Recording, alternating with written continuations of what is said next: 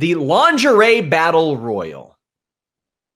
Do you want me to run down the Warren? do you want me to run down the rules for this one? No, I'll do it.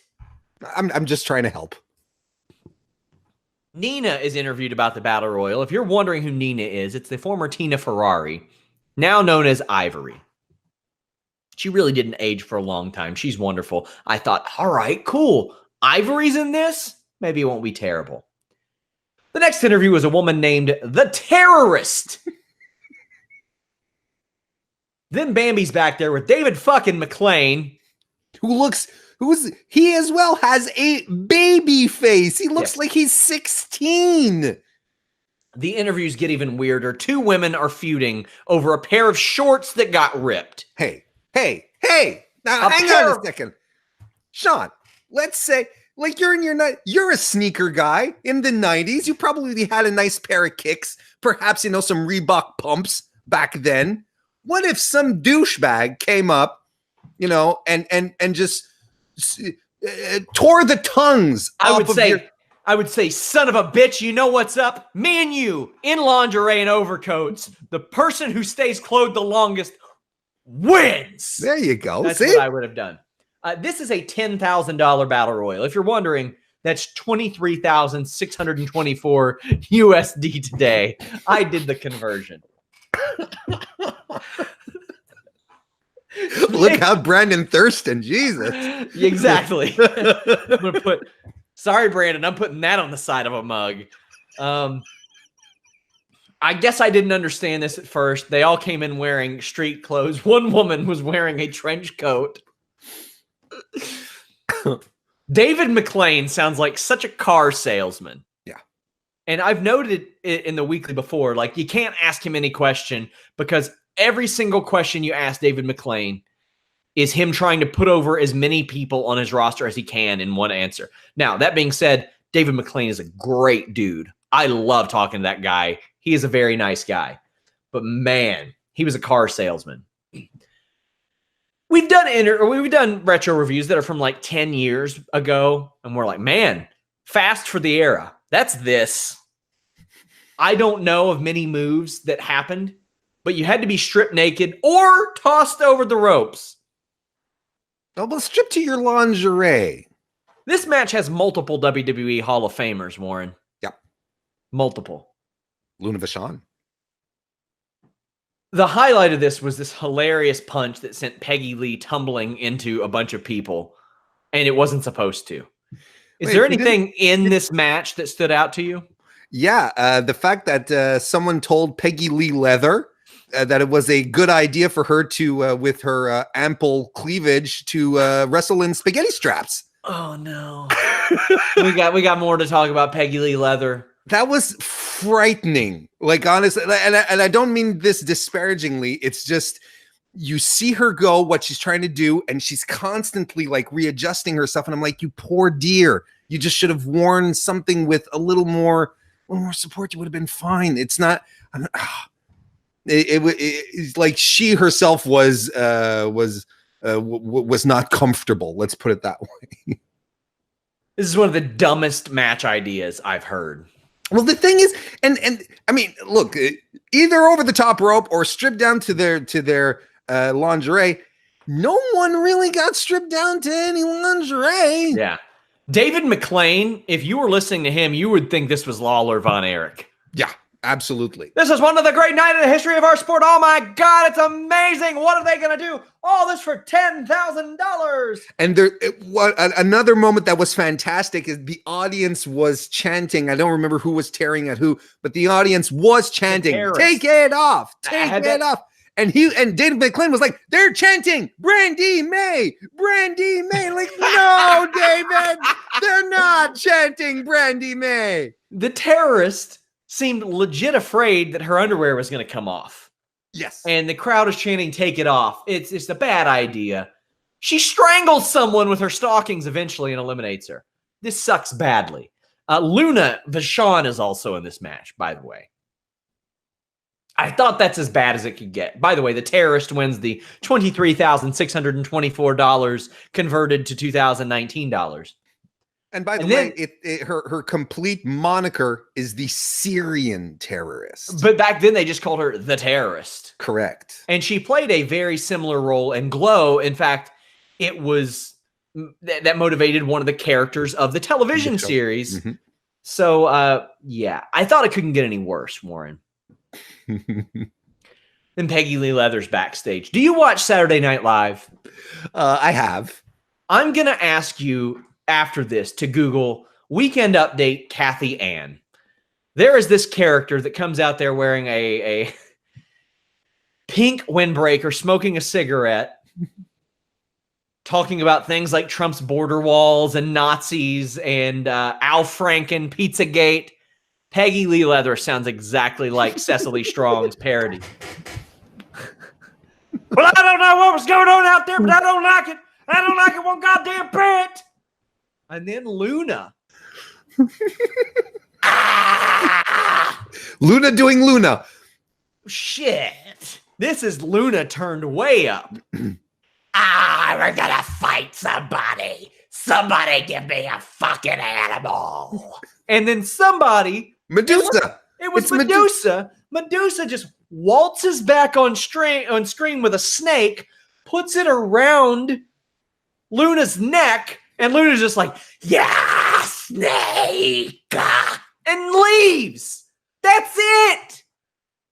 They brought the snake there for a 10-second cameo just for Medusa to be like, here you go, here's your snake. See, 3 WWE Hall of Famers on screen in this segment. 5 female WWE Hall of Famers are on this show. I think. Something like that. There's a lot. I mean, but this is the kind of stuff that you had to do if you wanted to compete with Vince McMahon back then.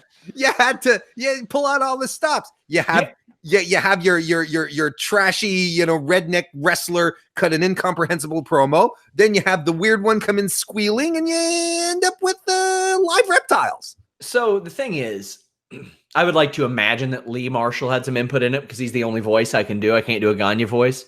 Go ahead. Well, goddamn, I think we should have fucking Snake. Greatest night ever. Tony Schiavone gets a lot of shit for the greatest night in the history of our sport. I've listened to some of his stuff recently, and it wasn't bad. Some of it was bad, but most of it wasn't. I've not listened to anything from Lee Marshall and been like, oh, that was passable. And he said that far many more times. He put over this as the greatest pay-per-view event in wrestling history multiple times. Multiple times. It is almost offensive that there were so many talented women on this show and they were used like this. Go through it. It's time. Our special meter is up and it's time to Hadouken. The Nikki Cross and Alexa Bliss match got restarted because it was turned into a tag team match. Okay. Commercial in between Kofi Kingston against Sami Zayn and Kevin Owens matches. Okay. A match started after the commercial when it was booked on Miz TV. Okay. The only way this it also happened after an elimination during the tag match. Okay, you can't have elimination matches every week. You can't have 2 out of 3 falls matches every week. The only way it could have been even funnier is if the lights go out when Shane McMahon is on the top ropes. They go to commercial. They come back. They come back on. Shane's still up there. Now that I'd like to see. I'd like to see that. I would love to see. Maybe it's Otis next week. And a match starts and he puts somebody up in a suplex. Yeah. They go to a commercial. And during the entire commercial, he has actually sat the guy down. Yes. But then he picks him back up for when the commercial comes back on. Yes. I would love that. Yes. This whole show, Alex, seemed like a test run on how many ways can we think of to not have wrestling during commercials. Now, when I first heard this rule, I was like, oh, they're not going to do commercials during matches. And that's kind of true. But more specifically, they just don't want to wrestle during commercials. Right. We'll see how this plays out on SmackDown with the picture-in-picture. What are you thinking about this, Alex? Well, I mean, listen, if I never have to hear Michael Cole go, oh, and it looks like blank has taken control of this match. Which match rolls on Raw. Point. That's a good point, Alex. As long as I never have to hear that again, I'm kind of okay with it.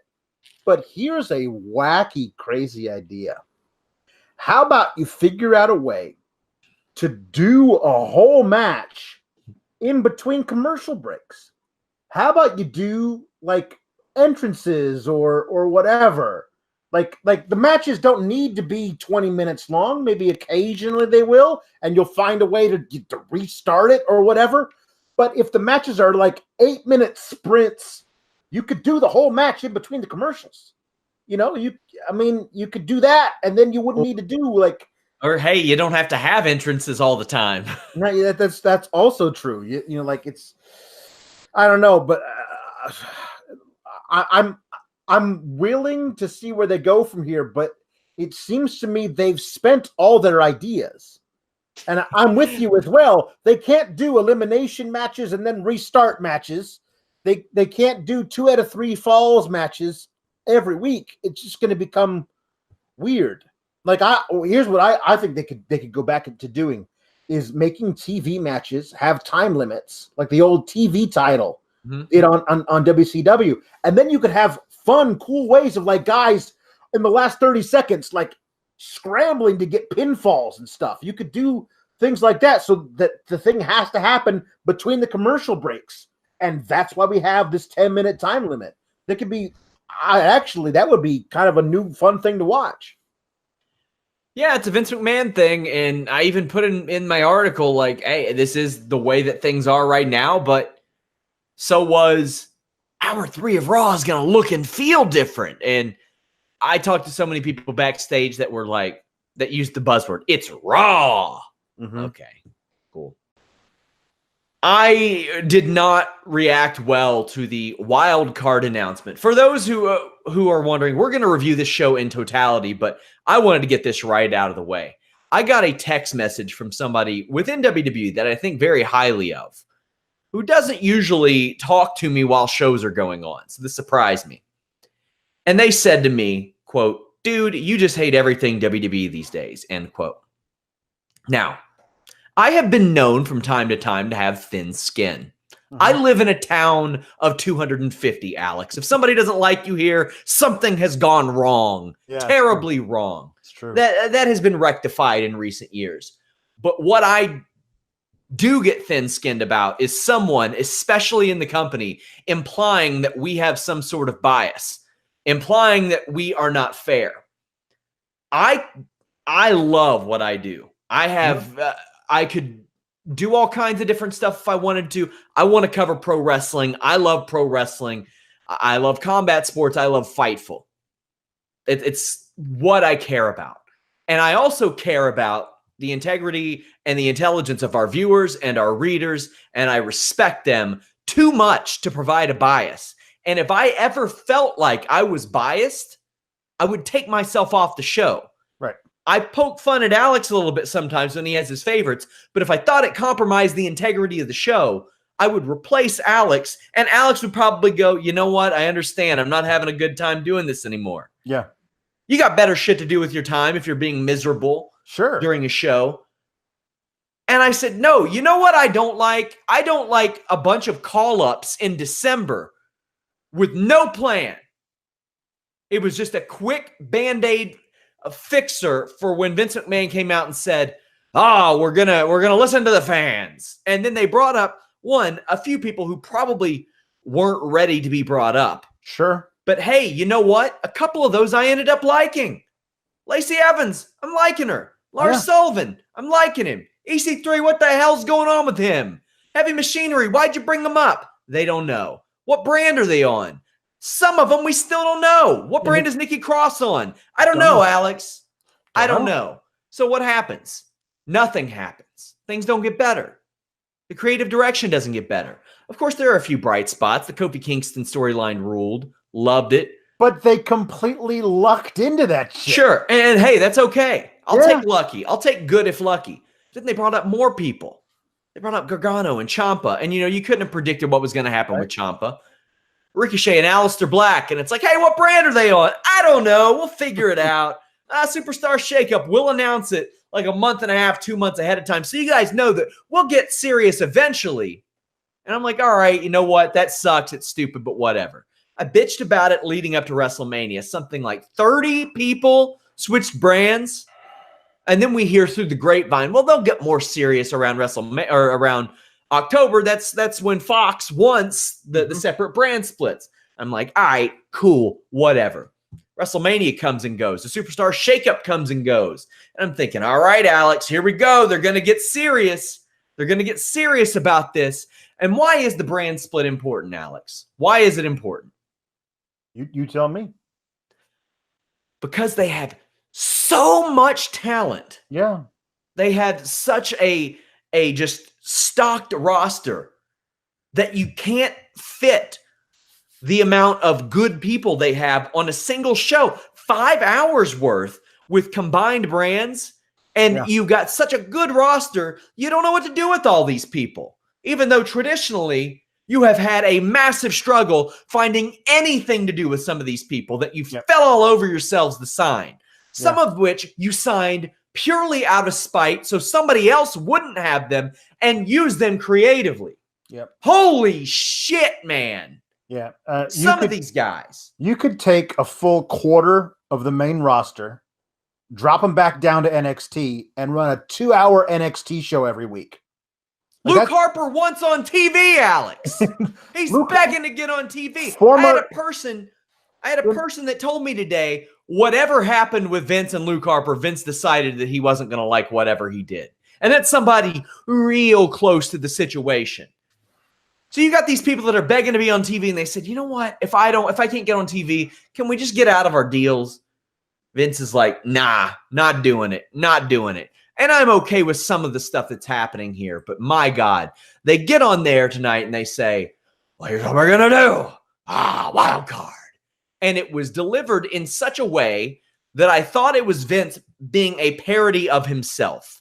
I thought it was Vince playing a senile character where he made these rash decisions on the fly because he was out of touch.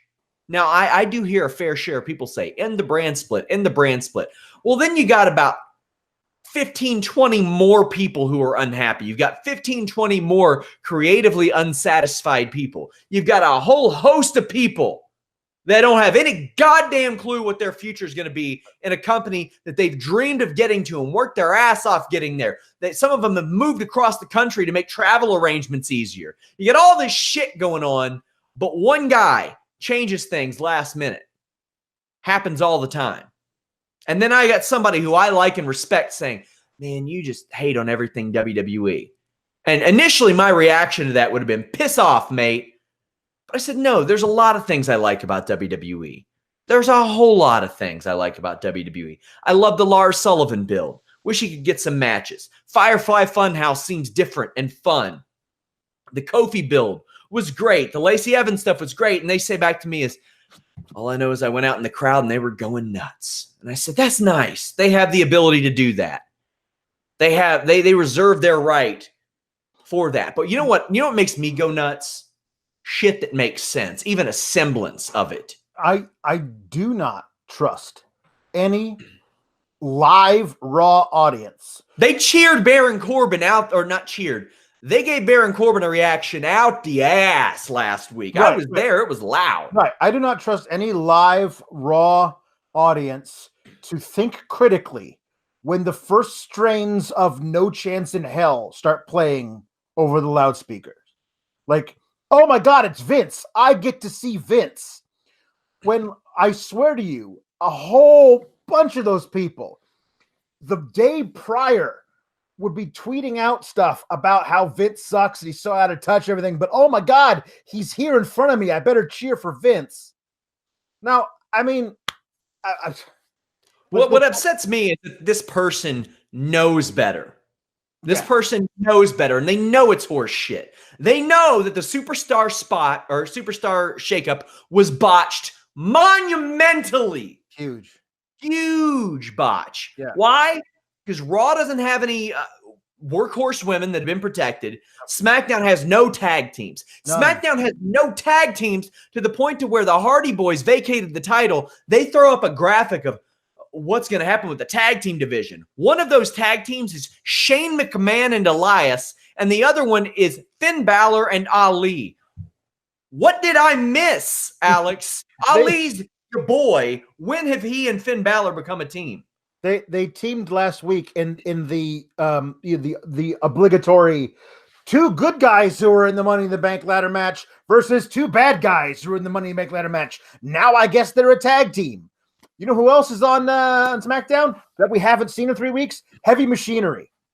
Now, you know what? The Revival could scoot on over to SmackDown in this wild card and win some tag titles and help the division. And there will be people saying, you know what, Sean? Not so bad now, is it? Well, you know what? They could have just moved in the shakeup. Yeah. Tonight. The idea that you could say in hindsight, like that eventually through all kinds of terrible mistakes and whoopsie daisies, and we got to fix this, screw up. Oh, finally the Revival get to be on SmackDown and are used properly over there. Like, so you happy now? Well, yes, but it should not have taken you all of these terrible screw ups to get to this point.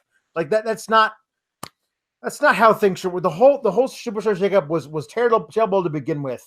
And then the idea, like, over the weekend, Roman's like, I still got unfinished business on Raw. I'll be there. And then their official WWE Twitter account has the nerve to go, although Roman says he'll be here, he's contracted to SmackDown Live and will not be allowed to perform on Raw. I'm like, who are you fooling?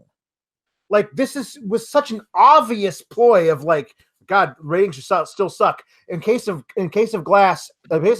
emergency, break glass. Under the glass is Roman Reigns. So I get it. I get why they're doing it.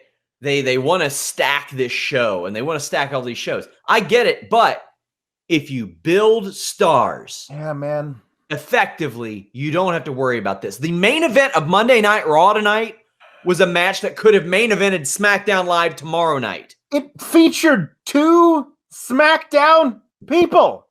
Like, at least the other one where Roman came over, he fought Drew, who's on Raw. Why would I just some people will excuse anything. There is no reason to need a wild card. No. Can some interesting stuff happen from it? Yeah, sure. But you could have you could have set the table. You could, yeah. There's I don't know, man. This whole thing where the idea that Roman shows up, he's been announced that he's gonna be there, but they don't want him there. Vince McMahon is very upset that he showed up. So in the middle of me breaking all that Leo Rush news last week, and I talked to him, he said, nobody ever breaks good news, happy news. I'm like, well, 1, WWE doesn't give us access to do that. 2, I'm begging WWE writers, agents, producers, wrestlers, hit my inbox with some happy, positive news. Please. Come to me and tell me the writers that are doing great things. Tell me the producers that are doing great things. Tell me your contemporaries that are working their asses off, that are going to creative, that are going to Vince and saying, hey, this doesn't make sense, or this does make sense, or tell me the great ideas that Vince McMahon in particular has. Yep. Tell me the great ideas that Stephanie or Triple H or Shane or anybody, Michael Hayes, that are contributing. Give me those stories. You don't have to hit my inbox and air your grievances. You can hit my inbox and tell me positive things, and I'm going to report that shit too. So to say to me, oh, you hate everything WWE, well, that's complete horse shit. I watched a Drew McIntyre Roman Reigns match tonight, and I thought it was Drew McIntyre's best singles match of his WWE career. Yep. I liked it. Mm-hmm. There's a lot of things on this show I enjoyed. This wild card horse shit was not some of it. The problem I have is it was obviously so forced, but that they sold it as though it was an idea Vince had in the middle of the endless promo segment. We talked about this. We went back and forth on Twitter. You say the first half hour of the show featured 0 wrestling, and it's like that old. It's like from Jurassic Park, where Jeff Goldblum is like, eventually there will be dinosaurs on your dinosaur tour, but with wrestling. So yeah, you keep on talking over and over and over again. You have all these people who are from SmackDown show up, and Vince is like, "Hey, I got an idea. Since the three of you are here now, how about we have this wild card rule?" What? No, that's stupid. Wrestling fans are not unreasonable for wanting a show that makes sense. Yes. And I do not give a shit about the people that come in and say, oh, everybody wants them to do different things. This isn't different. This is the same thing they have been doing since December. Oh, by the way, when you look at this, and some people say, well, it's for 6-year-olds. I'm like, no, not. There's plenty of this shit that is not for 6-year-olds. This is. There's a happy medium. You can program so that 6-year-olds can get and understand and be entertained by much of your show, but program, let's say, to 14-year-olds who have the capacity to understand rational thought. You know what I mean? And we got people that say, "Oh, positive stories don't get clicks." Horse shit. I used to run producer lists, and people would the story would be who produced that good match, who produced that great match. Yeah, I hear that all the time. Listen, a lot of people say, "Why don't they have floating champions?" No, why don't you build up your two brands effectively? That way, Raw and SmackDown are both valuable entities, like what they got paid for, and then you can have special shows like Survivor Series where you have super fights as a result. Yeah. How about this? How about when somebody's gotten over organically and is rocketing to a point where you did not expect them to, you don't like cool them off by having them lose a few matches in a row, or keep them off TV for a couple of weeks, or have their build end abruptly and shuff them over to some other storyline that doesn't make sense. How about you actually figure out how to harness that organic grassroots appeal that some of your guys are getting from their audience? How about you do that every now and then? Nah, we can't do that. Oh man, this frustrated me. So we're going to go ahead and talk about the match. Match was pretty good. Alexa Bliss defeated Carmella and Charlotte Flair. Just really one spot where there was some miscommunication, and that's okay. Alexa hit a code red while Carmella applied the code of silence. Lots of stuff going on there. Alexa has just a hell of a punch that takes Carmella out. We go into a series of kicks. Then Fire and Desire comes out. And Carmella lets it distract her a little bit because all WWE baby faces are really stupid for some reason, and I don't quite understand why. But, I did dig the triple threat match on SmackDown. I like that. It felt different. The stakes don't hurt either. That makes the match seem more important, and I thought everybody did pretty good in this match. There was a spot where Charlotte chased Alexa, which was kind of funny to watch her chase her around the ring, but then Alexa just sat there and waited to get chopped. That was weird. There was a great spot in the corner where Carmella and Charlotte teased a super power bomb into a super Frankensteiner. Favorite spot on the entire show was when Charlotte had a figure 8 applied and Alexa Bliss did the twisted bliss. Just amazing. And there was another near fall on natural selection. My only other qualm with this is Charlotte has to stop getting airborne on toe kicks. Like she jumps in the air as she kicks people. Now, Alex, I don't remember what Fire and Desire's issues were with Carmella. What did I forget? Well, there was the thing where Mandy kicked Carmella. Well, he kicked a ladder into Carmella, which in the Money in the Bank match, and Carmella left. And then she came back, and because she came back in, she kind of cost Mandy the match until Mandy got the better of her, and Sonya carried Mandy up the ladder so that Bayley won. Like it was like then they had a match a couple of weeks ago, I think, and Mandy won pretty easily. Maybe we're missing a step. Maybe there was supposed to be a segment where Mandy said, "Why does Carmella get this this title shot, this number one contendership shot, when I beat her like 2 weeks ago? Shouldn't I have the number one contendership?" But they didn't have that scene. So it's a deleted scene, and maybe it'll be on the Blu-ray release. I don't understand why we're having this Fire and Desire thing either. But I'm trying to piece it together because I like some stories. I want them to be there. So usually, sometimes I try and fill in all the gaps that they present us with. Carmella gets yanked out of the ring by Fire and Desire. Well, kind of yanked down.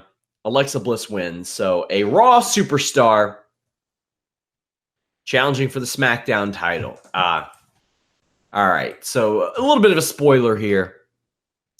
We had the Revival, Drew McIntyre, Sami Zayn, Alexa Bliss. That's 5 people. I get it. The Revival are one act. But in the 24/7 segment, there were like a dozen Raw superstars there. Like, this makes me wonder, should we just stop talking about the wild card rule? Should we stop talking about the brand split? Because I don't know what the hell's going on here. They don't know what the hell's going on here. The wrestlers don't have any damn clue what's going on here. I had one person backstage try to I don't know, say that I hated everything about WWE when I shit on it the first week. No, it is goddamn insulting to the intelligence of the viewer. And Vince McMahon might not care, but I care. Seems like Alex cares. People who watch our show, our demographic, by and large, cares. Yep. Now, am I going to act like our demographic are a bunch of Harvard grads? Probably not. Not saying, I mean, we've got some really great minds that follow our show. Mm-hmm. But I mean, we're not talking about high art here for WWE. You don't have to, it doesn't require a lot to follow WWE, or it shouldn't, but it does now, because you don't know what the hell's going to go on. Yep. Now, there are these people that insinuate that Vince McMahon is booking this for Harvard grads, and that you got to be on his mental wavelength to be able to capture the genius of what he's doing. Oh, Fox wants this and USA wants this. You know what USA and Fox want? They want fucking numbers. They want good fucking numbers. And a way to do that is to build a good show. To build a good show, you make sense of things. Hey, it's not the hard and fast rule. Big Bang Theory was the hottest show on TV. That shit was ridiculous. Mm-hmm. Some terrible entertainment on that show, and tons of network comedy shows fall into that mold. But this shit does not make any sense. I want to like this so much because I love my job and I love wrestling. And man, one of the things I love most about wrestling is talking about it with the people that are in our chat, the people that are on Twitter, the people on Select, all that stuff.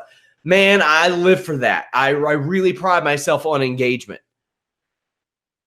This shit doesn't make any sense. And to the point to where when I see somebody defending it, like, oh, why should you care?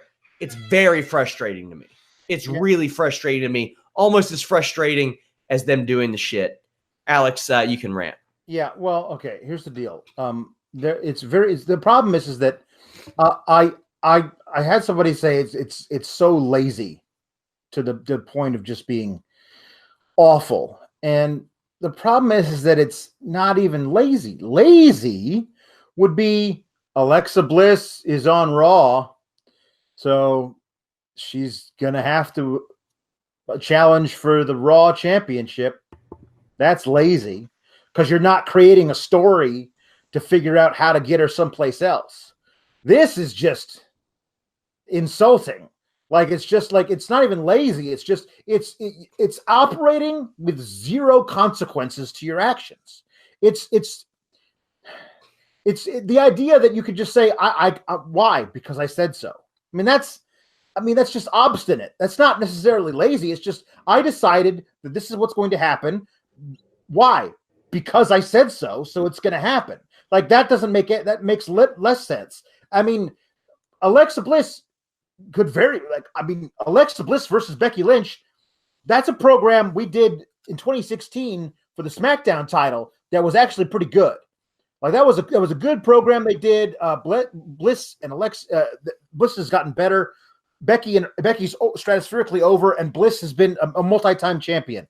You could do that program on Raw, but apparently they can't get away from Confederacy Barbie, so Bliss has to come over and work a program on SmackDown. But on SmackDown, you have former champion Carmella. You have former 9-time champion in Charlotte, and you have should have been former champion, hopefully multi-time future champion Ember Moon.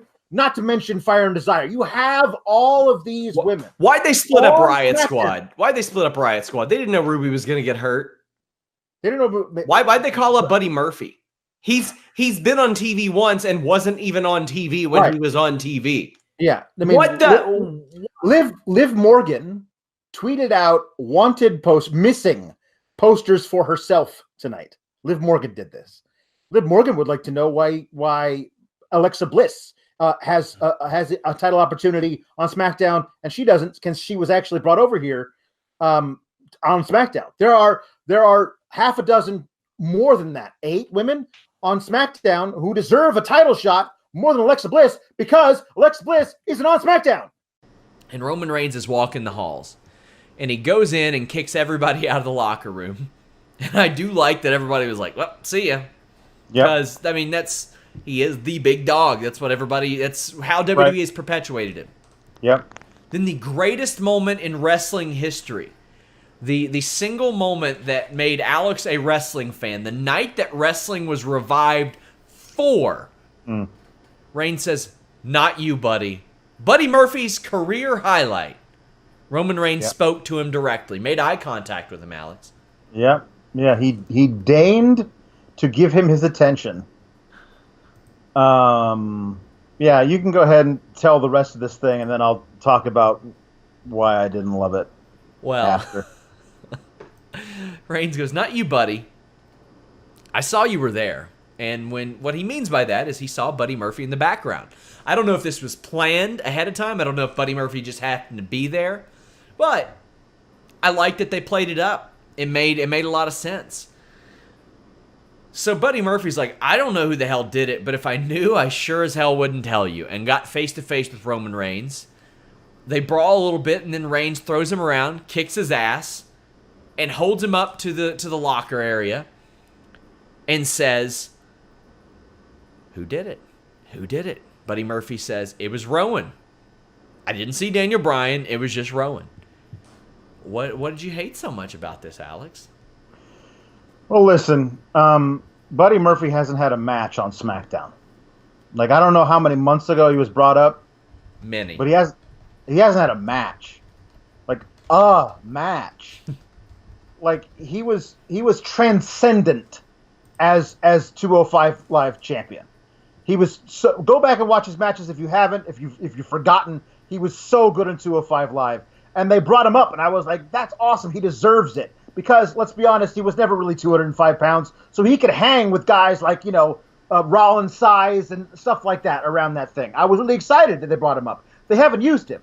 I mean, he is much smaller than Reigns, but not to the amount I thought he would be. Right, exactly. So he looked like he could hold his own. Sure. So, here's the thing. You brought him up, and you're not going to use him. You don't use him for anything. Hey, sir, they used him at the Super Showdown Battle Royal. Yeah, that's true. Okay, that's good. I'm glad that they did that. So you have Kevin Owens name drop him in a promo, and it felt intentional. But then the next week they had like, "Hey, Buddy Murphy, what do you want? You want to talk to me?" He's like, "No. I just think Kevin Owens should keep my name out of his mouth." And we're like, "Ooh, Buddy Murphy versus Kevin Owens? No, you're not going to get that." So last week, Buddy Murphy is seen in the background, and we're like, "Oh, is that intentional? Are they going to say Buddy Murphy tried to kill Roman Reigns?" Like, Buddy Murphy's first feud on SmackDown versus Roman Reigns, even if he loses, that's a huge rub. Nah, he was just happened to be in the shot so we could have Roman come back there and intimidate him. And Buddy Murphy stands up to him, and that point where he says, "I wouldn't tell you if I did know," I was like, okay, this is cool. But then Roman just slings him all over the place like he's Finn Balor, basically. Like he's that small when he's not that small. And then he puts him up against the thing. But the whole time, Buddy Murphy has said the whole time, I don't know who it was. Then he puts him up there and he intimidates him by putting a forearm into his face. And he's like, okay, I'm going to snitch. Because you're so big dog. I don't want you to hurt me anymore, big dog. That's what they did to Buddy Murphy. Like, they punked him out. Like, if they were going to do anything else with him and also this, fine. This is the only thing you've done with him since you brought him up from being the 205 Live champion. Like, if you were going to do this, why not just leave him on 205 Live? I'm looking at highlights of the six-pack challenge. None of these guys I really want to see face Drew Gulak on Sunday. I really don't. I'd much rather see Buddy Murphy or Chad Gable. I don't know what you're doing with those guys when you have one guy getting bullied by Elias and one guy getting bullied by Roman Reigns. Like, what? What is this? What? So I like the segment. I look at it this way. Roman Reigns is the top guy, title or not, in the company. He absolutely is. Buddy Murphy is a very tough guy. And they could have him on TV losing every week.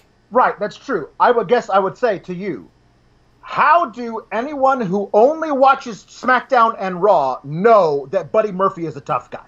Because Kevin Owens said it. Because he went face-to-face with Roman Reigns.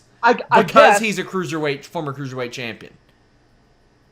Okay. Because he answered Kevin Owens the following week. And, hey, you know what? I don't like to do a lot of fantasy booking, but, I mean, it's not like he's too far gone here. I mean, they won't do it. They won't do it. But next week, Buddy Murphy could say, you know, it's funny, everybody wants to say my name and fight me backstage, but nobody's wanted to fight me in the ring.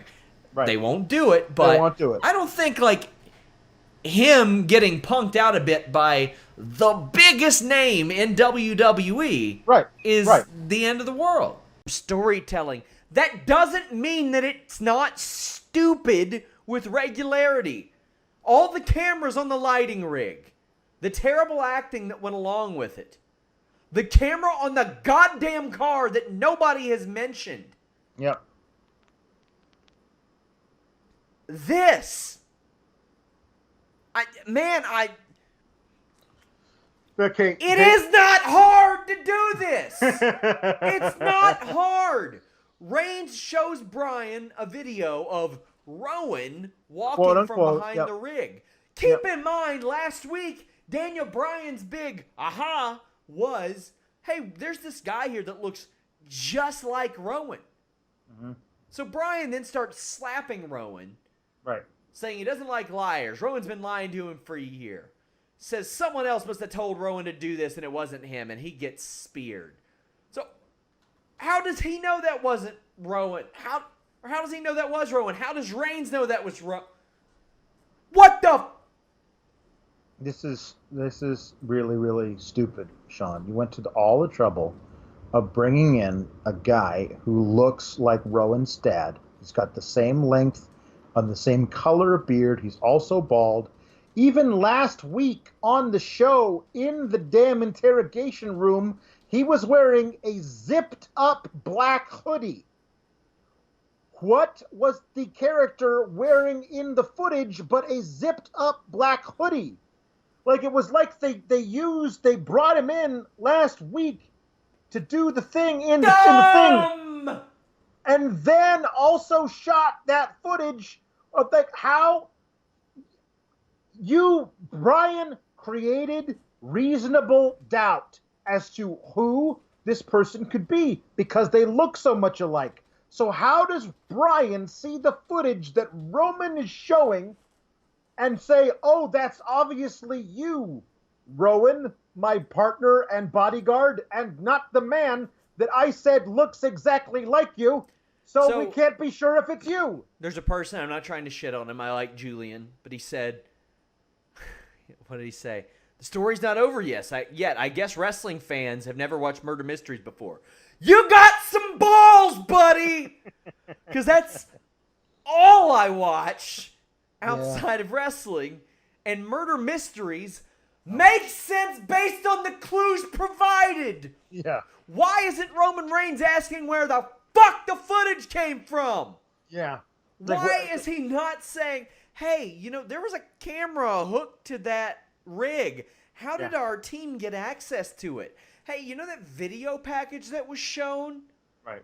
With the car hitting me? Yeah. Where did that camera come from? Well, was that like mailed in? What the hell? Can somebody figure this out? Can we get some fucking cops on the case, perhaps? Because this is, attempted murder. And nobody's ever alerted the authorities. They're all handling it in-house. Boy, Hell in a Cell. And the question all along was, did WWE paint themselves into a corner? And I'm going to have more on this as I confirm it, but it shouldn't be a surprise how this one all went down. But we get the illegal massage parlor lighting here for The Fiend and Seth Rollins. The Fiend no-sells kendo stick shots, but he hits a Uranagi. Sister Abigail into the cell. Hit another one for a 2 count. Did the Seagal snap, but no pin. There was some of the most goddamn ignorant in-ring wrestling I've ever seen in my fucking life. And it drives me nuts because, hey, you know what? I ain't exactly Lou Thez here, but one of the things I was taught when I was wrestling was why. Why do you do things? Why don't you? Why? So you can put somebody's shoulders on the mat, cover them, and get a 3 count. How many fucking times in this match were somebody's shoulders on the mat, despite the fact that they kicked out at 1, or maybe they weren't pinned, but nobody cared to cover the other guy? So dumb. That's the point of the match, is to pin a person or submit them. So Bray borrowed himself a bludgeoner from Rowan and Harper, who probably really need that thing these days. And then just, it's all Rollins. And I mean, like, frog splashes through the table. Dio Madden said that the Fiend almost got impaled. I don't know how the hell that works with that fucking thing. Pardon my language, really do. A stomp onto the mallet, and then 2 flying knees and 2 super kicks, 3 curb stomps, a pedigree. He stomped again. He kicks out at 1 twice here. Then there's like 5 or 6 more curb stomps. Holy shit, man. How's it going to kick out? I don't know. I lost track of how many times they kicked out. Reminder, send a super chat if you want your statement or question read on the air, because I get the feeling y'all got plenty of them. Fiend laying flat on his back, no pin attempt there. So Rollins goes out, grounded chair shot. Fiend kicks out at 1. Oh my God. A ladder onto that chair, and he kicks out. At this point, I'm seeing Fonzie jump over the goddamn shark, and oh my God, it's so overkill. Rollins repeatedly smashes a toolbox onto a ladder and a chair onto Bray's face. Then he grabs a sledgehammer, smashes it into the pile. And the ref's like, no, that's it. We're done. We're done. We're done here. You know what? I know that Shane jumped off a goddamn stadium once, and that Mick Foley was thrown off, and that they drove a truck out, and Rikishi fell into it, and Shawn Michaels almost needed a goddamn blood transfusion at one point, but this is too much. This is so goddamn stupid. This made Bray Wyatt look dumb because he sits up after all the help comes to him and he applies the mandible claw. And what does he do when he applies the mandible claw, Jeff, Alex?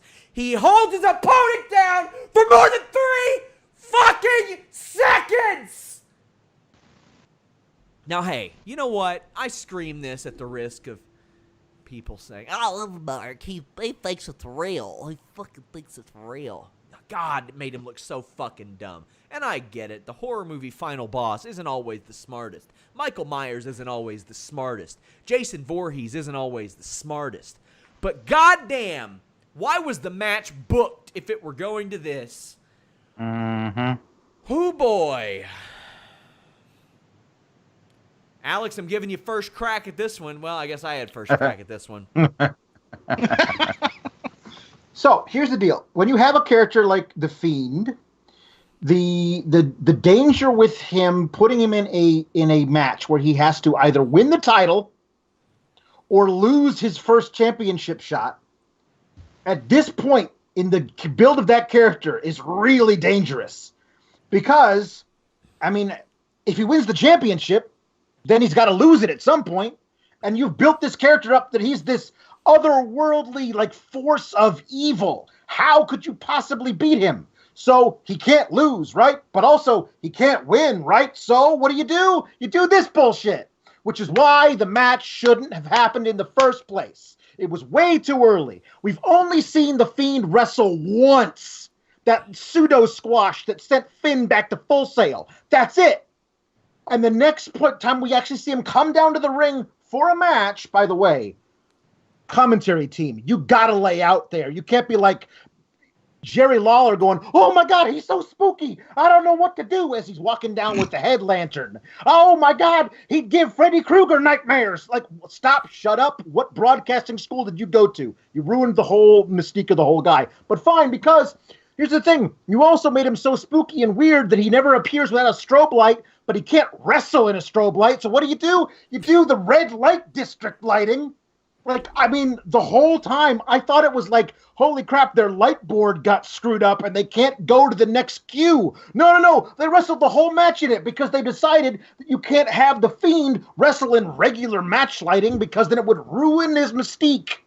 Well, then you've built the character all wrong, haven't you?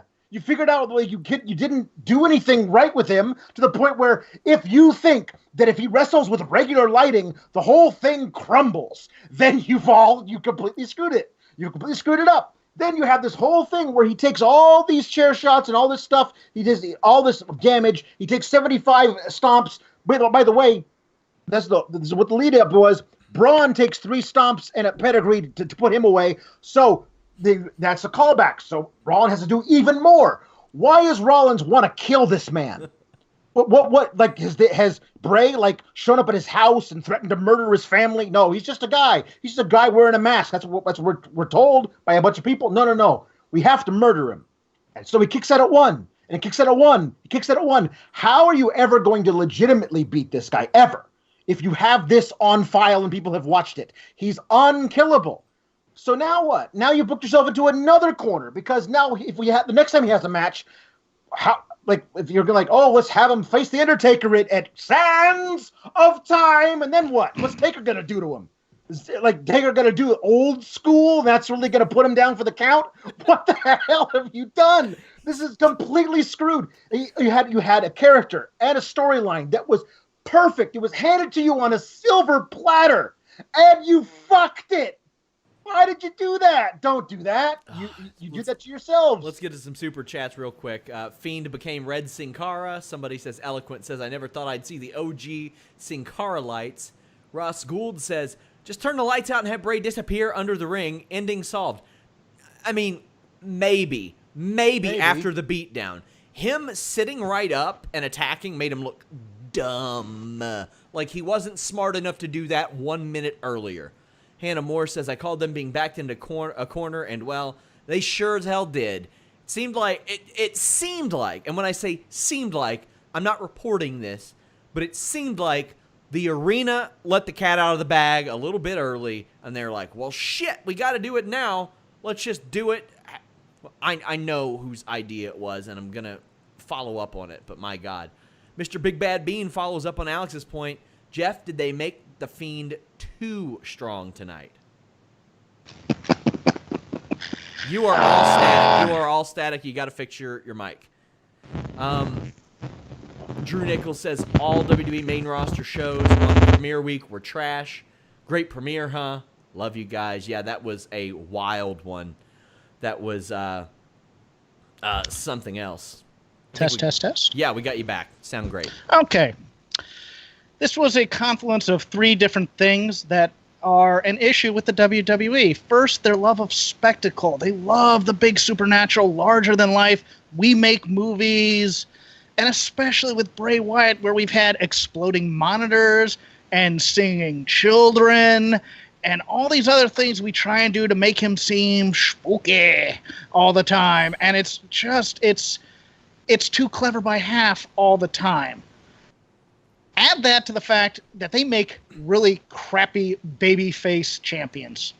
Bad. They do.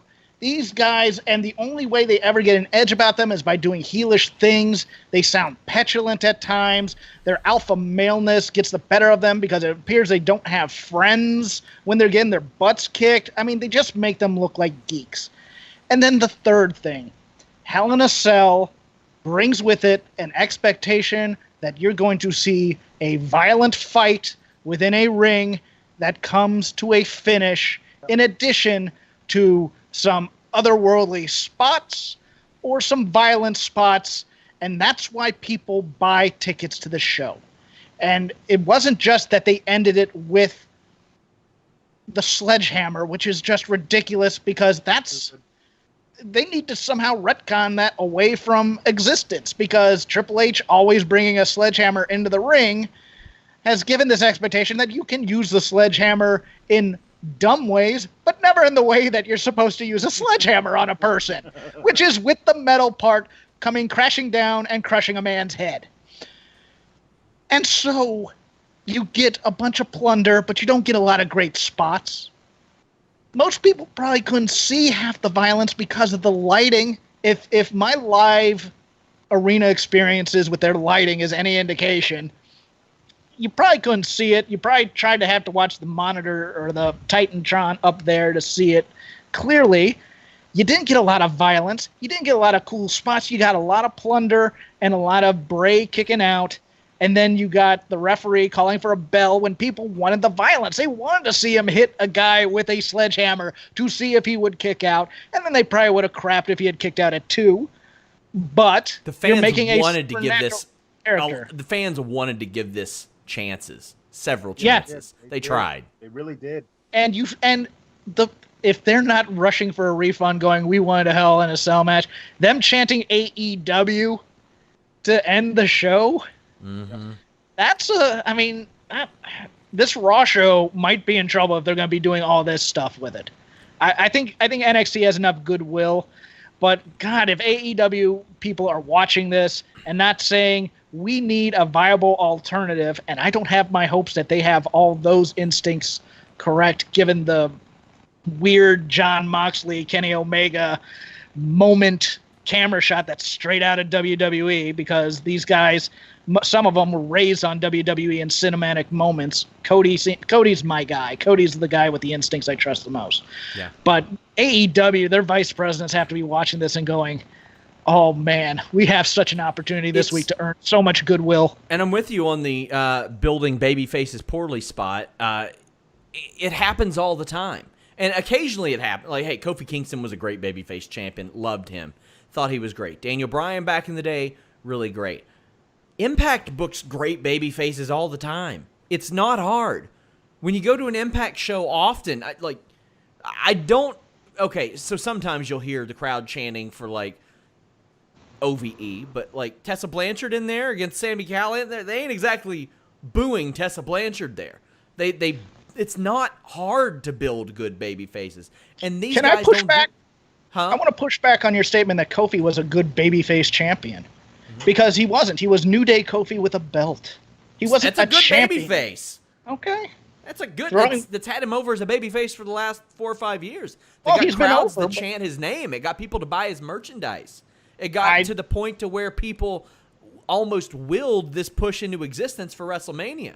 Yeah. But I mean, the matches never came off as bigger than life, and his moveset didn't change to be a adequate dominant champion. So you never bought him as a champion. You just bought him as Kofi in the New Day. They really protected the Trouble in Paradise during his championship run. Really Nobody kicked out of that.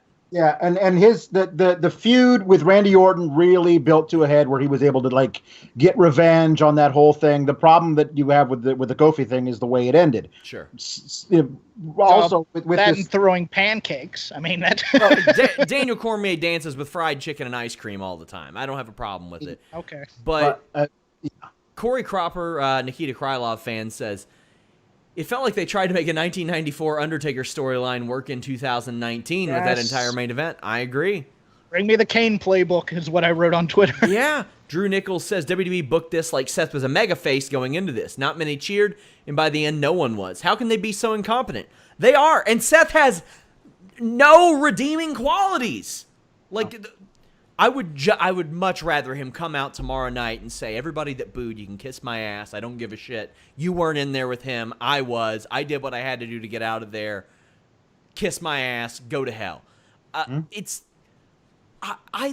leave a lot of leash for my pro wrestling. I'm very open to suspending my disbelief. As I've mentioned, guys, like, I look at a rear chin lock and I'm thinking, all right, that ain't working in a real fight. I've never seen it work in a real fight. I watched grappling, MMA, jiu-jitsu, catch wrestling. That ain't ever working the way that they do it in pro wrestling. So you got to draw the line somewhere and you got to start somewhere, but I give it a lot of leash. The minimum I want is my wrestling show to make sense. That's it. I just want it to make sense. And for all the people that are going to come and say, well, The Fiend doesn't care about the championship. Well, then why did he sign for the fucking match? Why is he here? There's ways of building The Fiend. The Fiend just wants to terrorize his victims. He doesn't care about being the champion, but he does care about making all the champions fear him. You could do that, but you haven't. You haven't done any of that yet. You haven't made that the character, so it doesn't make any sense. If they had established a reason on these Firefly Funhouse vignettes, which became increasingly non-canon and really just didn't mean anything, if they had established a reason why he hated Seth Rollins and wanted to take him down, other than being the champ, just anything in his mind, these people love you so much and I hate them. Anything. Give him a reason to want to do this match other than, I like pain. Which is a reason in and of itself. I think they've slightly touched this, but I feel like they could really lean into it. That Bray Wyatt, the Mr. Rogers character, is one thing. And the Fiend is a side of him that he cannot control. And so, you can do this thing where, the Bray is like, no, Seth, listen, I like you.